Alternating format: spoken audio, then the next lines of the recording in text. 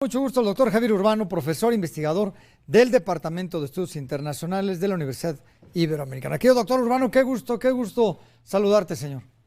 Igualmente, José Luis, buenos días. Si los migrantes sacan provecho, entre comillas, apoyando a sus familias, buscando oportunidades, sobre todo en Estados Unidos y también en México, hay muchos haitianos, hay muchas comunidades importantes, inclusive chinos en Mexicali. ¿Las empresas también han sacado provecho de esto? Mira, José Luis, la pregunta es muy sencilla y la pregunta sería muy diferenciada dependiendo de qué tipo de migrante estamos hablando. El colega que me antecedió habla correctamente de ciertos elementos de beneficio de la migración. El problema es que la inmensa mayoría de los trabajadores extranjeros se están moviendo en condiciones de desventaja social.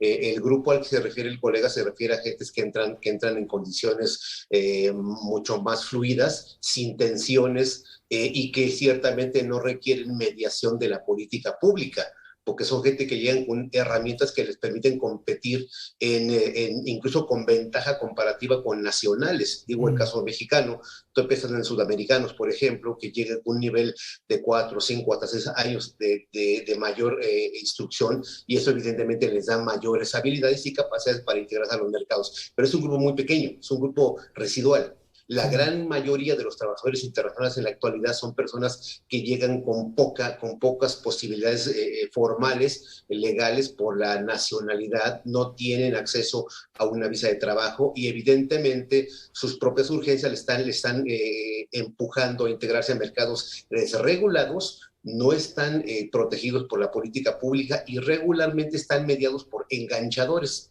Y este tipo de grupos evidentemente los van a conectar con mercados no regulados en donde no hay ningún tipo de beneficio social. Y en ese sentido, pensando, por ejemplo, en el caso mexicano, pues tenemos información específica que la gran concentración de trabajadores es sur y sureste de México. La gran cantidad de migrantes de origen guatemalteco, salvadoreño y hondureño se ubican fundamentalmente sur y sureste y se ubican en mercados muy precarios: Mm. construcción, agricultura, venta ambulante y lamentablemente mercado sexual. Son grupos específicos en donde ciertamente no hay regulación. Sí. Y si a eso añadimos que tenemos muchas deficiencias en el marco normativo relativo al tema de la integración laboral en México, ciertamente se hace mucho más precaria la posibilidad. Y por último, añado, en el caso de esto no opera lo que dice el colega. En el caso de estas personas, entran porque no se les permite entrar formal ni legalmente. Ellos optan por alternativas paralelas, que es la migración no regulada o ilegal. Y esto, por supuesto, les acarrea todo tipo de desventajas. Sí van a ser empleados, pero van a ser empleados en condiciones francamente precarias, casi en contexto de semiesclavitud, y en este caso específicamente sí requieren mediación de la política pública para que el nivel de desventaja lo reduzca por una protección de parte del Estado. Ahora, Reitero que son diferencias. doctor Urbano, hay empresas que es pregunta, ¿no? Hay empresas que les conviene, yo contrato un migrante aunque no tenga papeles, pero sé que le voy a pagar menos que a una persona legal o a una persona nacional del propio país. Entonces, bueno, mejor tengo 10 trabajadores que me cuestan la mitad.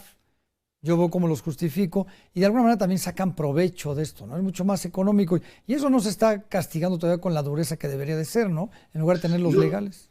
no, José, eso es un problema global, es un problema global. En un contexto de crisis, por ejemplo, en la pandemia y pospandemia, las empresas en el mundo tienen muchos problemas económicos de rentabilidad y tienen Sí. que diversificar sus mecanismos de plusvalía. Es una realidad. Funcionan como empresas a partir de ganancias. Esto no hay que quitarlo de la mente de quienes nos están oyendo. Y en ese sentido, en un contexto problemático, pues ciertamente si yo reduzco gastos, y aumento la productividad, pues esto me va a ayudar. Lo Mm. lamentable es que miles, tal vez millones de empresas en el mundo están funcionando a partir de que solamente dan un sueldo al trabajador, pero no tienen prestaciones de ningún tipo, ni pensión, ni casa, ni salud, ni nada que se le parezca, solo el salario. Y un salario que frecuentemente ni siquiera compite con el salario de los nacionales. Esto equivale a enormes ganancias de parte de las empresas, y eso no solamente a la empresa, sino también a la economía del país que lo recibe. Recordemos que estas personas que están ahí también pagan impuestos por comprar un producto, por pagar la luz, por rentar una casa, ya están pagando impuestos.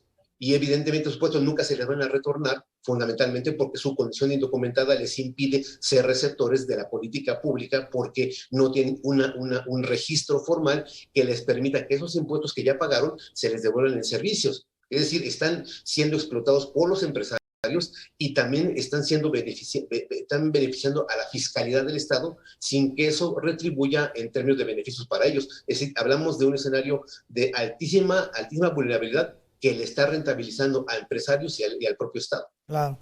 Pues querido Javier, no sabes qué gusto. Muchísimas gracias por permitirme este enlace. Un muy fuerte abrazo. Igual para ti, José Luis, un abrazo. Muy amable, el doctor Javier Urbano, profesor investigador del Departamento de Estudios Internacionales de la Iberoamericana.